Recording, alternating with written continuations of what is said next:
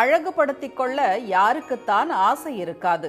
அழகு கலை நிலையத்துக்கு பெண்கள் மட்டுமே சென்று வந்த காலம் இப்போது மாறிவிட்டது. சமூக வலைதளங்களில் வந்து விழும் பல விளம்பரங்களால் ஈர்க்கப்பட்டு தங்களை அழகாக்கிக் கொள்ள ஏராளமான ஆண்களும் அழகு நிலையங்களுக்கு படையெடுக்க தொடங்கியுள்ளனர். முகம் அழகாக தெரிந்தால் புத்துணர்ச்சி கிடைப்பதாக அவர்கள் நம்புவதே இதற்கு முக்கிய காரணம். ஃபேஷியல் அப்படின்னு பண்ணும் பொழுது ஸ்கின்னோட டாப் மோஸ்ட் லேயர் அதில் வந்து டெட் செல்ஸ் தான் இருக்கும்.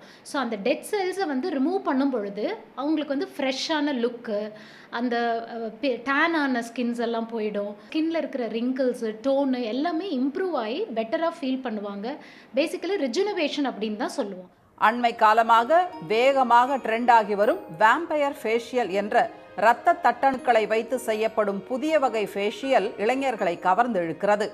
முகத்தில் 1000 துளைகளுடன் அரங்கேறுகிறது இந்த ஆபத்தான அழகு சிகிச்சை. நார்மலாக வெயின்ஸில் இந்த கையில் இருந்து இல்லை அந்த இடத்துல இருந்து நம்மளுக்கு பிளட் எடுப்பாங்க. யூஸ்வலாக அரௌண்ட் ஒரு 25 to 30 ml blood they will take.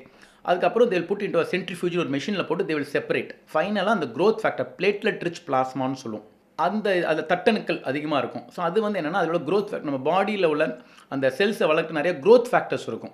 So it gives வந்து ஒரு புத்துணர்ச்சி, ரீஜுவனேஷன், ஸோ அந்த எஃபெக்ட் நம்ம ஸ்கின்னுக்கு கொடுக்கும். ஸோ அதனால் அதை எடுத்து அதை மல்டிபிள் ஹோல்ஸ் பண்ணி ஆர் இன்ஜெக்ஷன் நம்ம ஃபேஸில் பண்ணுவோம். முகப்பொலிவுக்காக அறிமுகமான வேம்பயர் ஃபேஷியல் சிகிச்சையை அமெரிக்காவில் ஸ்பா ஒன்றில் செய்து கொண்ட 2 பெண்களுக்கு எய்ட்ஸ் பரப்பும் HIV வைரஸ் தொற்று இருப்பது கண்டறியப்பட்டது பலரையும் அதிர வைத்துள்ளது. வேம்பயர் ஃபேஷியலை பாதுகாப்பற்ற இடத்தில் செய்ததே இதற்கு காரணம் என்கிறார்கள் மருத்துவர்கள். நம்ம சொந்த பிளட்லேருந்து நமக்கே இது பண்ணுற ட்ரீட்மெண்ட்டில் ஹெச்ஐவி வந்து பரவுறது ரொம்ப ரொம்ப அன்காமன். ஸோ இதுக்கு வேறு என்ன வழிகள் இருக்கலாம், எப்படி அப்படிங்கும்போது ஸ்டாஃபுக்கோ இல்லை யாருக்கோ ஹேண்டில் பண்ணுறவங்களுக்கு ஒரு நீடில் ஸ்டிக் இன்ஜுரி ஆகி அந்த பிளட் இதில் இது பண்ணி அது ஒரு வாய்ப்பு இருக்குது.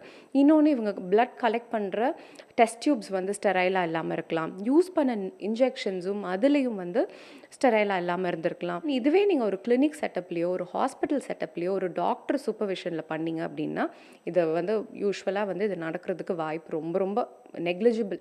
ஒவ்வொருவரின் சருமமும் ஒவ்வொரு விதமாக மாறுபட்டு இருப்பதை உணராமல் விதவிதமான வண்ண மாற்ற கிரீம் வகைகளை பயன்படுத்துவதே அழகான முகத்தை அலங்கோலமாக மாற்றுவதாக எச்சரிக்கிறார்கள் சரும நிபுணர்கள்.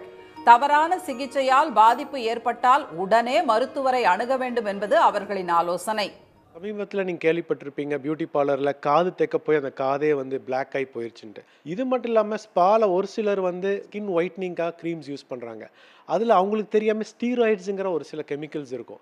இந்த ஸ்டீராய்ட்ஸை நீங்கள் ரொட்டீனாக ரெகுலராக யூஸ் பண்ணிகிட்டே இருந்தீங்கன்னா உங்கள் ஸ்கின் வந்து ரொம்ப தின்னாகி போய் ஸ்கின் பிரேக்கப் ஆகி இது மாதிரி நிறைய இஷ்யூஸ் வர ஆரம்பிக்கும். ஸோ ஃபஸ்ட் அண்ட் ஃபார்மோஸ்ட் என்னென்னா நம்ம ஸ்கின் கேர் ப்ராடக்டாக இருக்கட்டும் எதுவாக இருக்கட்டும் ஒரு டாக்டரை கன்சல்ட் பண்ணி உங்கள் ஸ்கின் நேச்சர் எப்படி யூஸ் பண்ணலாமா இல்லையா நம்ம தெரிஞ்சுக்கணும். ஆனால் போதிய பயிற்சி பெறாதவர்கள் செய்யும் அறுவை சிகிச்சையே இத்தகைய விபரீதங்களுக்கு காரணம் என்கிறார்கள் அழகு கலை நிபுணர்கள். என்றாலும் சாதாரண ஃபேஷியல், மசாஜ், பெடிக்யூர் தவிர மருந்துகள், ஊசிகள் பயன்படுத்தப்படும் வேம்பயர் ஃபேஷியல் போன்றவற்றை மருத்துவர்கள் மூலம் செய்து கொள்வதே பக்க விளைவுகளில் இருந்து காப்பாற்றும். அழகு என்பது முக தோற்றத்தில் மட்டுமல்ல, உடலை ஆரோக்கியமாக வைத்துக் கொள்வதிலும் இருக்கிறது என்பதே மருத்துவர்களின் அறிவுரை. உடனுக்குடன் செய்திகளை தெரிந்து கொள்ள சன் நியூஸ் பெல் ஐகானை கிளிக் பண்ணுங்க.